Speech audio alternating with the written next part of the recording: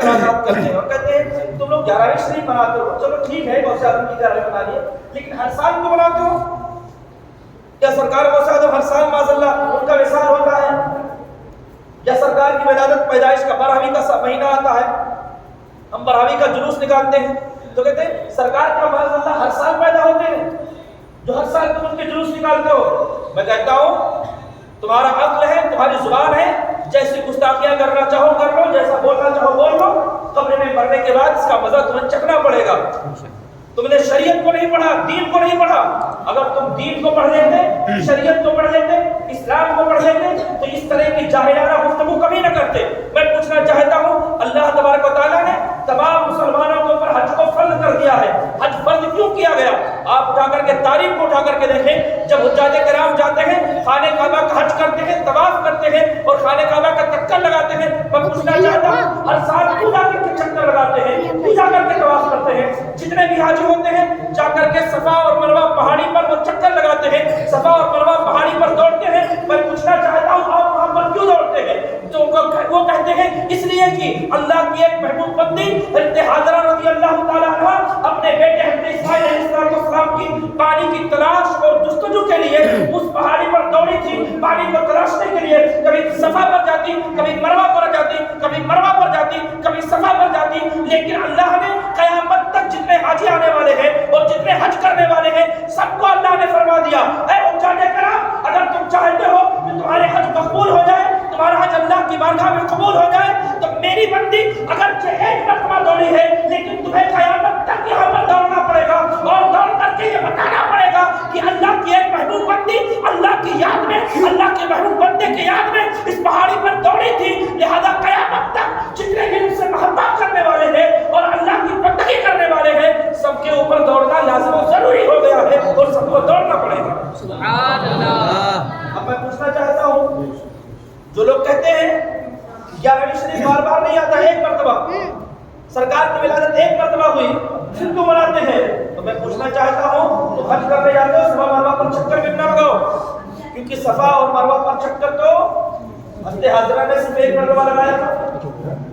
جب حضرت ابراہیم علیہ السلام حضرت اسماعیل علیہ السلام کو پانی نہیں ملا تو ایک مرتبہ اپنے چکر لگایا، لیکن تقریباً سرکار کے ولادت سے سینکڑوں سال پہلے حضرت حاجرہ رضی اللہ تعالیٰ ایک مرتبہ انہوں نے چکر لگایا، لیکن اس کے بعد سے لے کر کے آج تک جتنے حجاج ہیں، حج کرنے والے ہیں، دنیا کے کسی بھی کونے کا رہنے والا ہو جب حج کرنے جاتا ہے تو صفا اور مروہ پر چکر لگاتا ہے، دوڑتا ہے۔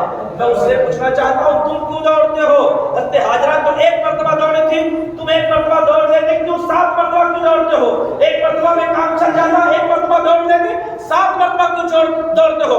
اللہ نے تو قرآن میں یہ فرما دیا ان الصفا والمروہ من شعائر اللہ، صفا اور مروہ یہ اللہ کی نشانیوں میں سے ہے، ایک مرتبہ دوڑنے سے اللہ کے حکم پر عمل ہو جاتا، 7 مرتبہ کیوں دوڑتے ہو؟ تو انہیں کہنا پڑے گا کہ 7 مرتبہ اس لیے دوڑتا ہوں کہ اللہ کی بندے حضرت حاجرہ نے 7 مرتبہ دوڑا تھا، اس لیے مجھے بھی 7 مرتبہ دوڑنا ہے۔ میں کہنا چاہتا ہوں حضرت حاجرہ اپنے بیٹے حضرت اسماعیل کی پانی کی تلاش کے لیے دوڑی تھی، تم کیوں دوڑتی ہو؟ تو وہ تم کو کہنا پڑے گا کہ وہ اس لیے دوڑی تھی تاکہ ان کے بیٹے کو پانی مل جائے، لیکن میں اس لیے دوڑتا ہوں کہ اللہ کو اپنی بندی کا دوڑنا اتنا پسند آ گیا کہ اللہ نے فرمایا قیامت تک جو میری بندی کی ادا کو اپنائے گا میں اسے اپنا محبوب بنا لوں گا اور اس سے راضی ہو جاؤں گا، میں اس لیے دوڑتا ہوں تاکہ خدا مجھے محبوب بنا لے اور مجھ سے راضی ہو جائے۔ سبحان اللہ، نعرہ تکبیر، اللہ اکبر، نعرہ رسالت، یا رسول اللہ، غوث الورا زندہ باد، صاحب قبلہ زندہ باد، قادری کمیٹی پکی سرائے زندہ باد، نعرہ تکبیر، اللہ اکبر، نعرہ رسالت، یا رسول اللہ۔ اگر یہ اعتراض یہی بات ان سے پوچھ لو تو یقیناً کہتا ہوں منہ سے پانی آ جائے گا، دماغ کے سارے نس ہل جائیں گے، کوئی جواب نہیں دے پائیں گے، آپ آ کر کے ادھر ادھر بھاگ لیں گے۔ میں نہیں سمجھتا ہوں اگر اللہ والوں کی یاد کو منانا غلط ہوتا، اللہ والوں کے تذکروں کو منانا غلط ہوتا اور اللہ کے محبوب بندوں کے ذکر کو منانا غلط ہوتا، ان کی یادوں کو منانا غلط ہوتا، تو پھر اللہ نے حج کیوں فرض کر دیا؟ آپ سوچیں ایک دوسری بات اور آپ کو دے رہا ہوں. آج کچھ لوگ کہتے ہیں اللہ کے ولی کے نام پر آپ اجمیر شریف جاتے ہو, بریلی شریف جاتے ہو, اور اس کے بعد میں کیا نام ہے مزارات پر آپ جاتے ہیں, تو اللہ کے ولی آپ کا عقیدہ زندہ تو یہیں سے کام کرو, یہیں سے ہو جائے گا, وہاں کیوں جاتے ہو؟ تو ان سے ایک سمپل سا سوال کر لو, اللہ نے ہمارے لیے پورے زمین مسجد بنا دی, اپنے گھر پہ بھی نماز پڑھ لو, نماز ادا ہو جائے گی, پھر مسجد کیوں جاتے ہو؟ تو کہیں گے مسجد خدا کا گھر ہے. ویسے تو اللہ کی ساری زمین ہے, ساری ملکیت, پوری زمین تو اللہ کی ملکیت ہے, جب جاؤ نماز پڑھ لو, پھر مسجد کیوں جاتے ہو؟ تو آپ کہیں گے مسجد اس لیے جاتے ہیں کہ وہاں اللہ کی رحمت اور قریب ہوتی ہے, اور جب مسجد پر جاتے ہیں تو ہر قدم پر ایک نیکیاں ملتی ہے, گناہ مٹائے جاتے ہیں, ایک درجے بلند ہوتے ہیں. تو میں کہنا چاہتا ہوں جب مسجد میں جانے کا یہ ثواب ہے, تو اللہ کے ولی پر جب آپ اس کے مزارات پر حاضر دینے کے لیے جاتے ہیں تو اللہ کی رحمت متوجہ ہو جاتی ہے, اور جو بندہ جاتا ہے اللہ کے ولی اس کے لیے دعائیں مغفرت کرنا شروع کر دیتے ہیں. اس لیے ہم اللہ کے ولی کے بارگاہ میں جاتے ہیں. اب اگر کوئی کہے یہ تو آپ کی عقلی دلیل ہے, تو میں کہنا چاہتا ہوں وہ نقلی دلیل بھی لے لو. یہ عقلی دلیل اگر ہے تو نقلی دلیل بھی لے لو. قربانی آپ حج کے مہینے میں کرتے ہیں نا, جب بقرعید کا مہینہ آتا قربانی کرتے کہ نہیں کرتے؟ اگر آپ قربانی کر لیے تو ٹھیک ہے, قربانی چاہے جہاں کر لو, قربانی تو اللہ کے نام پہ, قربانی اللہ ہی کے نام پہ تو ہوتی ہے. آپ فرماتے ہیں ان صلاتی و نسکی و محیایا و مماتی للہ رب العالمین, میری نماز, میری قربانی اور میری زندگی, میری موت سب اللہ رب العالمین کے لیے. قربانی اللہ کے لیے. جب قربانی اللہ کے لیے ہے, ساری چاہے پوری روئے زمین پہ جہاں چاہو قربانی کر لو, تو پھر اللہ تبارک و تعالیٰ نے حجاج کرام سے یہ کیوں فرمایا تم مینا ہی میں قربانی کرو؟ اگر میرا کہنا ہو کہیں اور قربانی کرو گے تو قربانی نہیں مانی جائے گی. آخر کیوں؟ تو آپ کو کہنا پڑے گا کہ اللہ نے حجاج کرام کو اس لیے کہا کہ تم مینا میں قربانی کرو, کیونکہ مینا میں حضرت ابراہیم علیہ السلام اپنے بیٹے حضرت اسماعیل کو لے جا کر مقام مینا میں لٹا دیے تھے, اور اپنے بیٹے کو قربان کرنے کے لیے تیار ہو گئے تھے.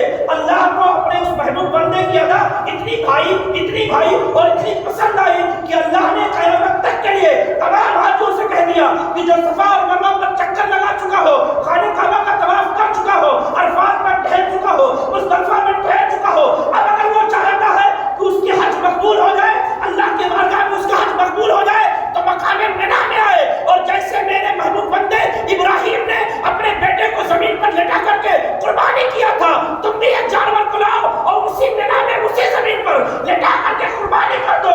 ہم نے اپنے بندے کی قربانی قبول کی تھی, تمہاری بھی قربانی قبول کر لیں. اب ان سے پوچھو عقل کے اندھوں, ذرا بتاؤ تو صحیح, قربانی تو ہر جگہ ہو سکتی ہے, پھر اللہ نے مقام مینا ہی میں کیوں کہا کہ یہاں سے قربانی کرو؟ تو آپ کو کہنا پڑے گا مقام مینا میں اس لیے قربانی کی جاتی ہے کہ وہاں حضرت ابراہیم نے اپنے بیٹے کے لیے اسماعیل کو ذبح کرنے کے لیے تیار ہو گئے تھے, اور اللہ کو وہ ادا پسند آ گئی. اللہ نے ان کے فدیے میں دمبا ذبح کروایا, جنت سے دمبا آ گیا. اسی لیے اللہ نے مجھے بھی حکم دیا ہے کہ تمام حج کرنے والوں جو حج کے ارکان کو ادا کر چکے ہو, تم بھی آؤ دمبا ذبح کرو. ہم نے ابراہیم کی قربانی قبول کی, تو اب جتنے ان کے غلام ہیں, ان کے چاہنے والے ہیں, جو بھی ان کے نقش قدم پر چلے گا, ہم ان کی قربانیاں قبول کرتے چلے جائیں گے اور ان کو ثواب دیتے چلے جائیں گے. اس لیے تاجدار اہل سنت نے فرمایا یا رسول اللہ, تیرے غلاموں کا نقش قدم ہے راہ خدا, وہ کیا بہک سکے جو یہ سراغ لے کے چلے. آج کچھ لوگ کہتے ہیں اولیاء اللہ کے نقش قدم پر چلنے سے کیا ہے, صرف اللہ اللہ کرو, اور اس کے رسول صلی اللہ علیہ وسلم کی صرف اللہ اللہ کر لو, اور یہ ہم سے دور کیا جا رہا ہے. صرف نماز نماز نماز, میں نہیں کہتا ہوں نماز بہت اہم چیز ہے, نماز پڑھنے کا مقصد کیا ہوتا ہے؟ ہم اللہ کے محبوب بندے بن جائیں, کیا یہی تو مقصد ہے؟ نماز پڑھنے کا کیا مقصد ہے؟ صرف یہی مقصد ہے یار کہ خدا راضی ہو جائے اور اللہ کا محبوب بندہ بن جائے, اس کے علاوہ کوئی اور مقصد نہیں ہے.